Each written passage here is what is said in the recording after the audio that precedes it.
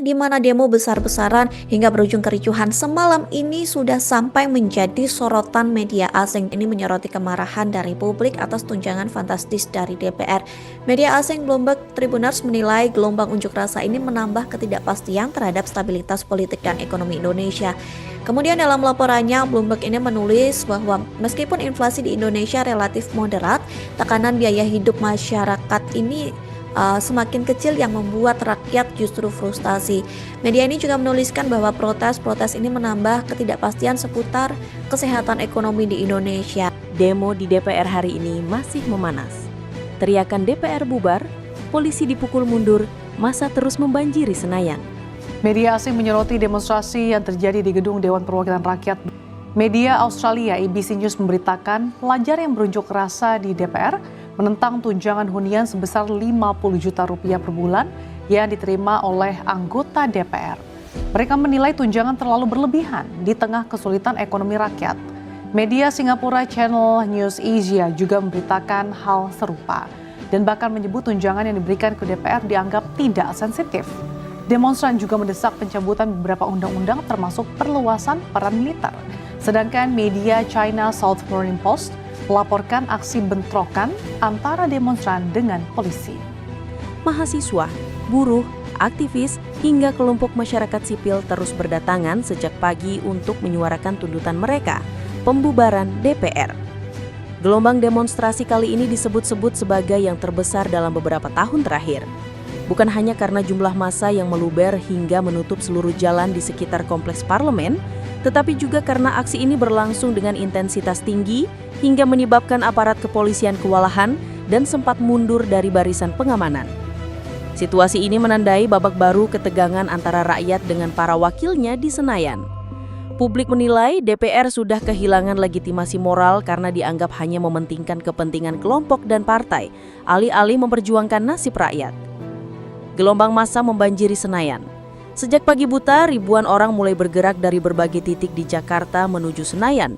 Jalan-jalan protokol seperti Jalan Gatot Subroto, Jalan Asia Afrika, hingga Jalan Gerbang Pemuda sudah dipenuhi barisan massa yang membawa spanduk, poster, dan bendera organisasi. Terlihat beragam tulisan di poster mereka. DPR tidak layak, bubar saja. Kami bos DPR. Polisi yang mencoba menahan dengan tameng dan gas air mata justru kewalahan. Massa merespon dengan melempar botol, kayu, hingga batu ke arah aparat. Situasi semakin tak terkendali ketika beberapa barisan mahasiswa berhasil menjebol lapisan kawat berduri. Polisi terpaksa mundur beberapa meter untuk mengatur ulang formasi. Sorak-sorai massa langsung menggema. Polisi mundur, DPR bubar. Kejadian ini membuat suasana semakin panas. Bahkan tagar DPR bubar langsung menjadi trending topik nomor 1 di media sosial sepanjang siang. Tuntutan rakyat, bubarkan DPR, bangun sistem baru. Gelombang protes ini bukan tanpa alasan. Sejumlah kebijakan DPR dalam beberapa waktu terakhir dinilai sangat kontroversial. Mulai dari pembahasan undang-undang yang dianggap merugikan rakyat, dugaan korupsi yang terus mencuat, hingga gaya hidup mewah beberapa anggota parlemen yang kontras dengan penderitaan rakyat kecil.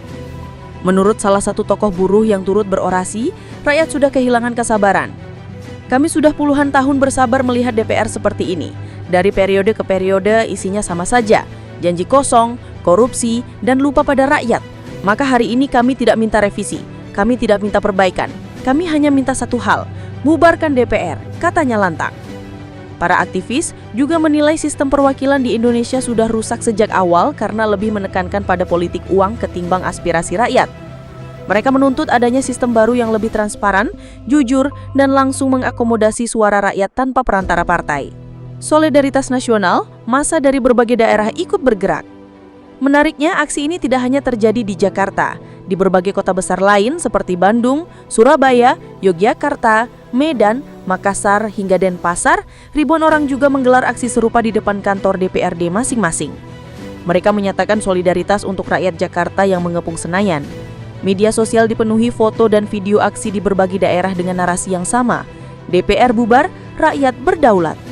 Fenomena ini membuat banyak pengamat menyebut bahwa aksi hari ini bukan sekedar unjuk rasa biasa, melainkan gerakan nasional yang bisa menjadi titik balik sejarah politik. Malam hari situasi tak juga reda. Hingga malam hari massa masih bertahan di depan gedung DPR. Meski aparat mencoba menutup akses dengan barikade, ribuan orang tetap memadati kawasan tersebut. Api unggun dari ban bekas yang dibakar membuat demo di DPR hari ini masih memanas. Teriakan DPR bubar, polisi dipukul mundur, massa terus membanjiri Senayan. Jakarta, suasana di depan gedung Dewan Perwakilan Rakyat DPR RI Senayan, Jakarta masih memanas hingga malam hari. Ribuan massa aksi dari berbagai elemen masyarakat, mahasiswa, buruh, aktivis, hingga kelompok masyarakat sipil terus berdatangan sejak pagi untuk menyuarakan tuntutan mereka, pembubaran DPR.